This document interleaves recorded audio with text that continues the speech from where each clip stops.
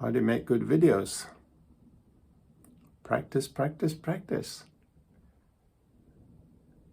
Since I started making videos around about April, May of this year, I have made more than 100 videos. And the one thing that has happened is that I've got really good at being in front of the camera.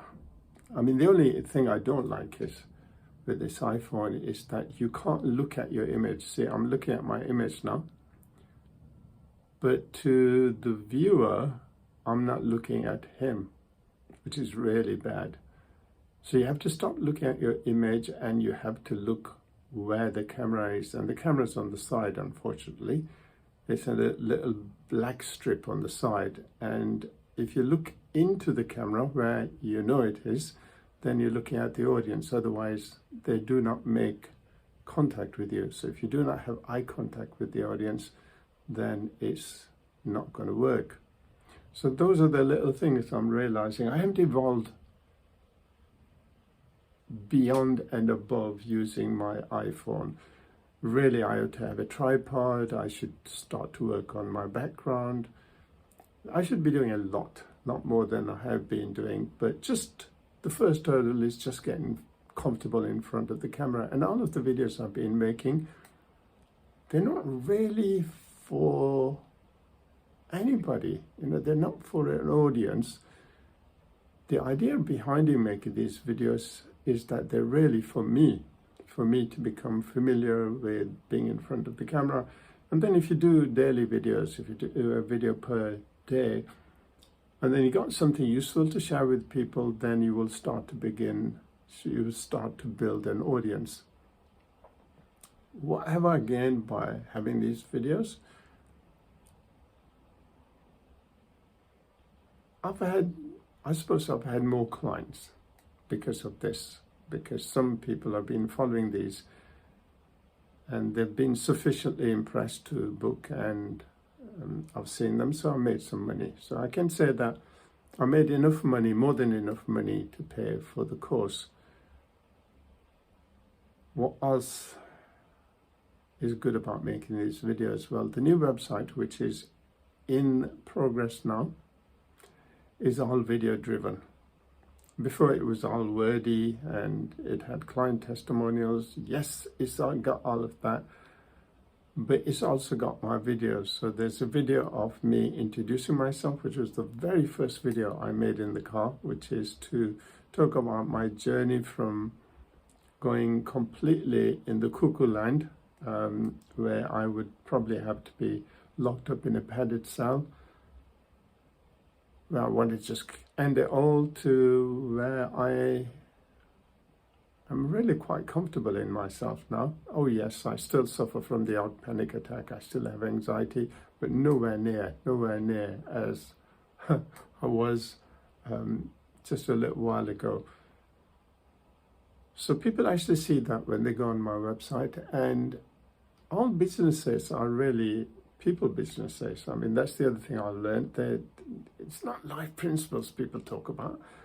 Okay, they talk about Shaukat Ali. Okay, so all of the bookings I get, they are all with me, not with life principles, not with the company. So people relate to people, not to companies. So I learned that the hard way as I've been doing this course. And then further down, there's a picture, there's two videos of me. One is a bit about me, and the other one is the insane world, where I talk about all of the modalities that are being ignored. So that will answer a lot of questions for me who say, well, if this is any good, why isn't the NHS doing it? Well, they're not doing it because it's not kosher for them. They can only do things that are approved, and only pharmaceutical drugs get approved. So unfortunately, it's a pretty insane world. And of course, I put my cards on the table straight away on page 1. And then, of course, if you go further down, there are client testimonials, which are videos. And if you go further down, there are written testimonials that you can scroll to.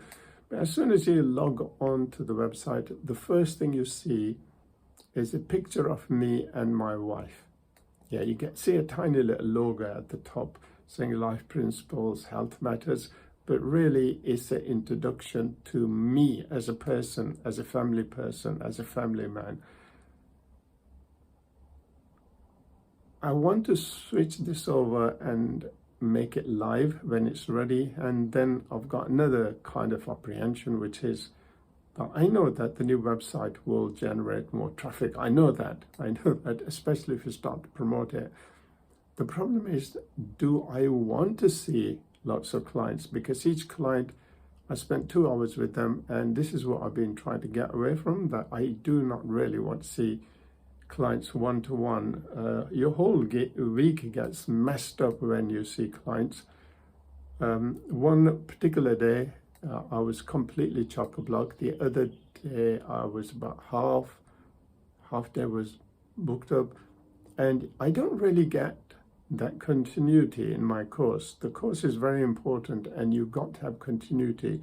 And so I did some work day one, 2 days break, and then I started working on my course. Well, which is the worst thing you can do. You've got to spend some time on a regular basis on anything that you want to do. So if you focus on something, you've got to be consistent with it. What's really helped is a couple of books, which is As a Man Thinketh, So Is He. Oh my God, that is so true. As the Bible says, as a man thinketh in his heart, so is he. Well, this is an absolutely remarkable book, and it's worth reading over and over again. And the other book that really helped is Don't Sweat the Small Stuff. Really, everything is small, but we turn it into a life and death situation. So that's what I've been doing. I turned this whole thing into such a huge thing. For 2 years now, I've done practically nothing.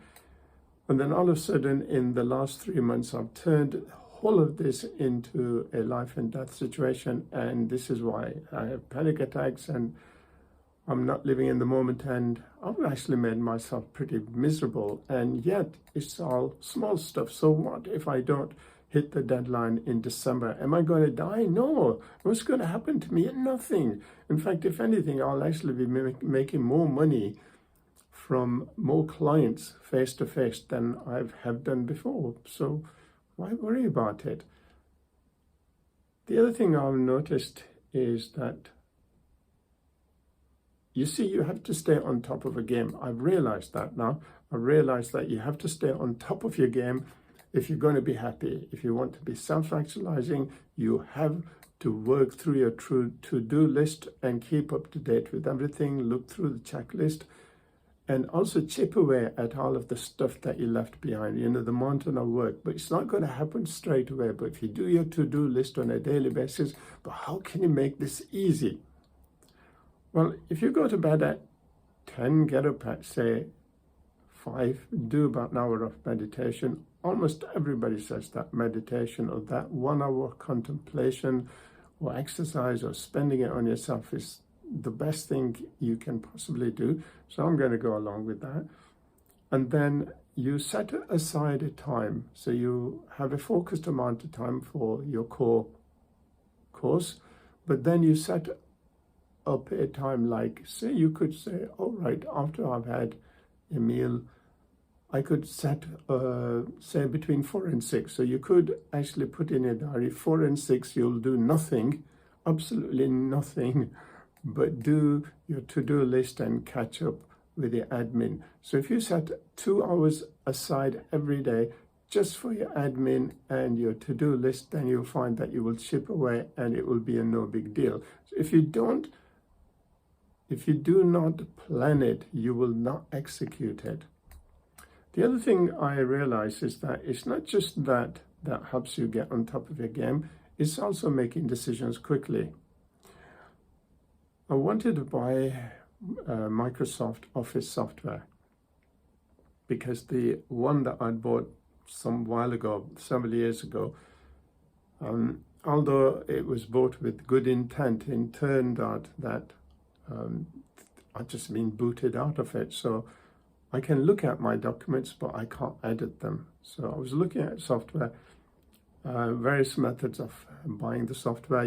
I can either have a subscription that I have to renew every year, or I can buy Office that you buy one off, but then it won't be the latest ones. It'll be 2019, but I like the idea of buying Office 360. And so I said, okay, what do I do? And so all this indecision winds you up, and then you find that you leave it for a day, then you leave it for a week, and you never actually go around to doing it. So I said, okay, let's actually do it. So I managed to get it for a silly price if I wanted to sacrifice the fact that it won't have my name on it. So it won't be using one of my emails. I can change the password and I can get it at a silly price. And then it's mine forever. I can activate it. It's all legal and above board. It's just that I've just become a student to all intents and purposes as far as Microsoft are concerned, but I can use it, it can be updated. So I installed that this morning, and now I've got the basics of Office and no more messing about.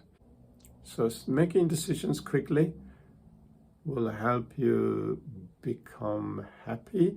Focusing on what you're doing and spending a certain amount of time on a daily basis will make you happy. And doing your checklist and getting up to date, the more you're on top of your game, the better you will feel. You can't do anything about circumstances, but if you don't get on top of your game, you will be a victim of your circumstances. And that's the worst feeling. You feel that you will have no control of your life. Then your circumstances, such as what's going on in the world, the fact that my eyesight is compromised and I have diabetes, they will control you. But the more control you have over your life, then the happier we'll become. The other decision that I made the other day was to reverse my type 2 diabetes. And I made a decision, and it's irreversible, that I will have just one meal per day. The rest of the day I can have tea with lots of butter in it. I can have just a tiny amount of butter, or maybe, some Greek yogurt, but once a day, just once a day, we will have a main meal. The fact that that's the area of my life that I feel I have some control over, I will feel pretty rotten that I no longer have any control over it. So if we go to McDonald's or anything like that, then I will be beating myself up for the rest of the day. So one meal per day. So we bought some chicken wings, cooked them, and at about 5 o'clock we had a meal. The thing is, you're not going to be obsessing about your next meal 24/7 if you just have one meal per day. It just makes things so much easier. And also, you're not going to have that sag in the middle of the day. And guess what? If you continue with this, initially with medication, but eventually you can probably come off the medication, you will save your life, you'll live longer, you will probably not, you'll lose your eyesight or have your toes cut off if you continue with that one meal per day. There's no ifs and buts. If you eat less, you will live longer, you will be healthier, your immune system will improve. The benefits you get with that intermittent fasting are absolutely mind-blowing. So why wouldn't I want to do it? So as I started to implement these things, I beginning to feel a lot better about myself. I'm feeling that I'm more in control, I'm making progress. Or the other thing that I should share with you is that when I started doing market analysis, I started looking at the competition. And the only competition I can find are other rehabs and people like that that are running coaching courses. And these are usually group coaching courses, or they have rehab facilities, so you need to go there. There's a lot of competition there. So why would somebody like me get a niche in that market that's already saturated? Well, first of all,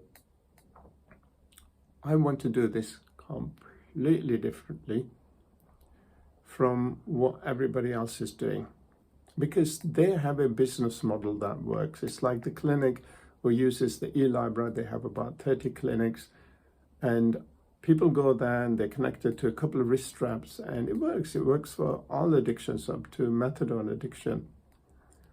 And when I looked at them at one time, I was very jealous and I said, oh my God, they're going to take over the world. But then I realized that no, I have got a better solution than they have.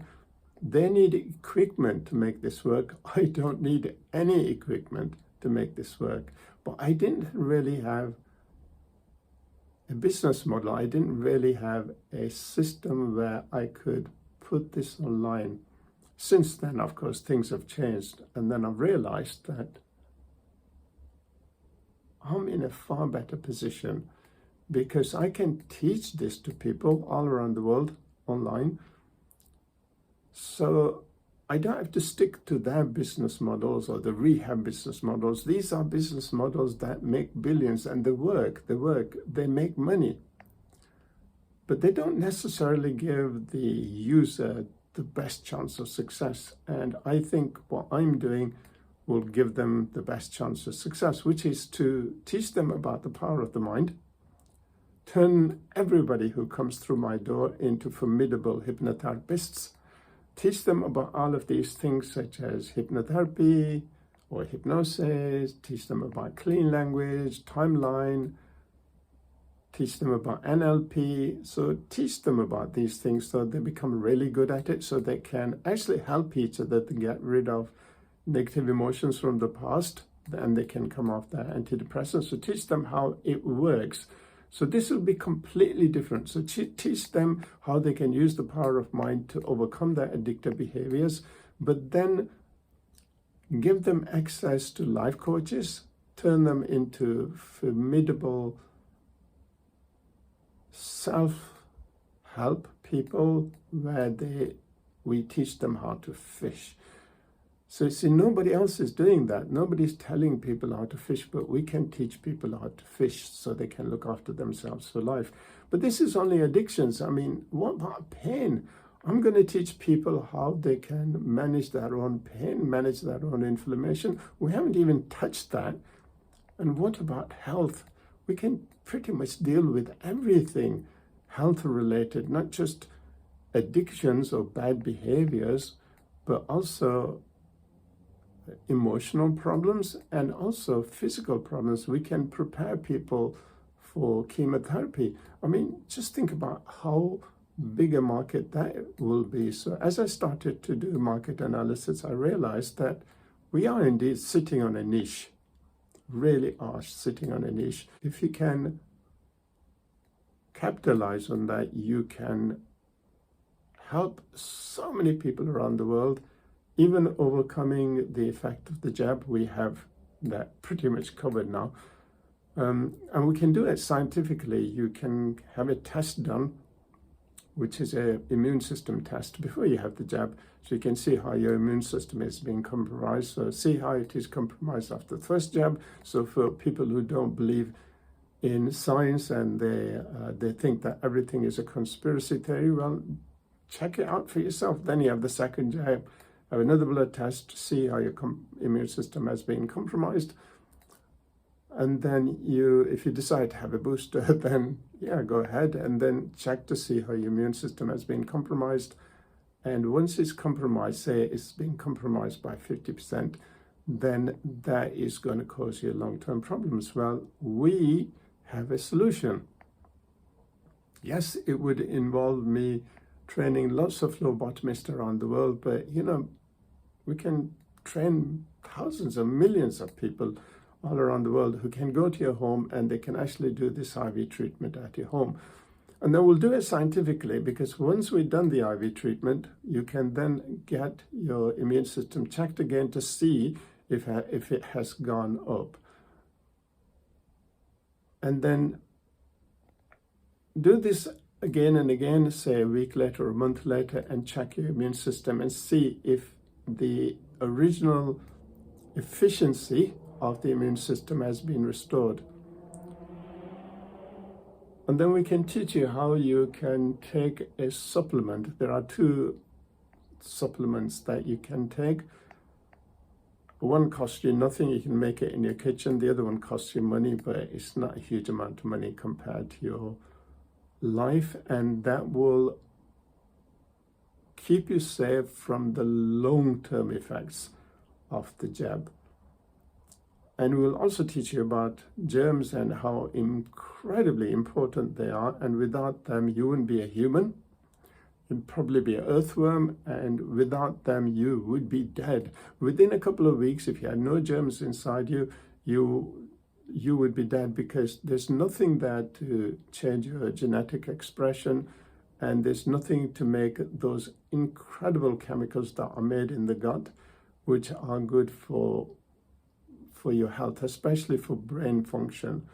90% of the chemicals that are used for good mental health are produced by bacteria in your gut. So can you imagine how your life would be without bacteria? And if you don't get exposed to enough bacteria at birth, then you get tons of allergies. So look at the people that are born by cesarean section. They have a horrible life. We'll teach all of this to people. People are waiting for a revolution in healthcare, and preventative healthcare is the time. The time has come for preventative healthcare. They've lost faith in traditional healthcare. They've lost faith in governments, in authority, and the people are ready now than ever before. The question is, I know that humanity is ready for me. Am I ready for them? I can't afford to let them down. I cannot afford to let down the people that are waiting for me. They are depending on me. They are waiting for me to get my act together so that I can come to their rescue and I can help them out of this nightmarish scenario. Am I going to let them down?